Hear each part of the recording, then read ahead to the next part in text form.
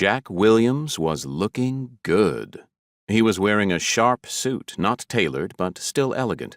His hair was on point. He sported accessories including cufflinks and a watch that his girlfriend Rachel had helped him choose to tie everything together. "Remember, pal, you've got to wear it. Don't let it wear you."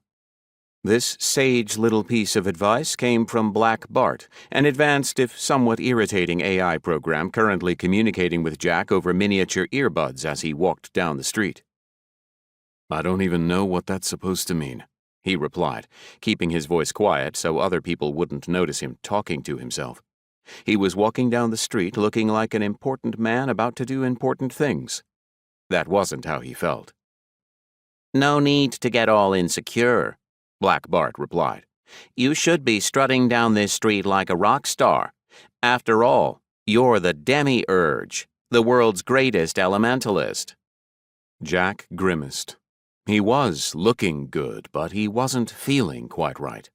His life had changed drastically and was still changing since he'd discovered his elemental powers. Fire to start with. When those two thugs had shown up at his laboratory to put an abrupt stop to his unorthodox experiments, Jack would have been burned alive if he hadn't developed the ability to manipulate fire, to move it and play with it without being harmed. After that came air, which gave him the ability to fly and to render himself and other people invisible at will. Earth followed not long after.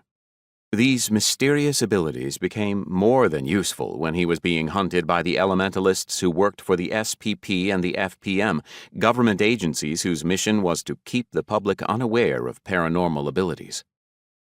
Of the four classical elements, the only one Jack still hadn't mastered was water. He was the only elementalist who had ever used the powers of more than one element. And to think it all started with some crazy experiments in a borrowed science laboratory back when he was still a college student and had no idea elementalists even existed. "I'm not insecure, Bart," Jack insisted. "Well, what is it then? Because I'm monitoring all your vital signs and what I'm seeing is highly compatible with insecurity." "I don't know," Jack shrugged. "Being a lab-dwelling science nerd at heart, I guess I'm feeling a little silly being all dressed up." "I'll tell you what, buddy," Bart insisted. "Take a look around. Sweep your eyes over the street and pay attention to how people react to you." Jack hadn't even been thinking about other people and how they saw him because he was so caught up in how he felt about himself. He listened to Bart, though, and tried to notice the reactions he was getting as he walked down the street on the way to the hotel where he was supposed to have his big meeting. Jack was surprised. He was getting appreciative gazes and nods from some and suspicious and jealous looks from others. Random women on the street noticed him much more often.